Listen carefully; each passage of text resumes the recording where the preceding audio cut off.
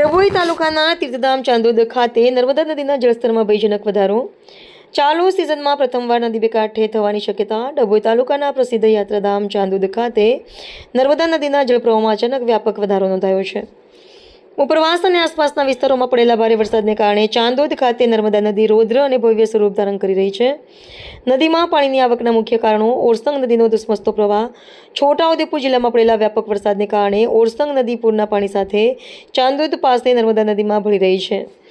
મેણ નદીનું પાણી તિલકવાડા અને નર્મદા કાંઠાના ઉપરવાસના વિસ્તારોમાં થયેલા ભારે વરસાદથી મેણ નદીનો ધસમસતો પ્રવાહ પણ નર્મદામાં સમાઈ રહ્યો છે. પ્રથમવાર સર્જાયા રમણીય દ્રશ્યો. ચાલુ સિઝનમાં પ્રથમ વખત જ નર્મદા નદીમાં આટલી વિપુલ પ્રમાણમાં પાણીની નવી આવક જોવા મળી છે.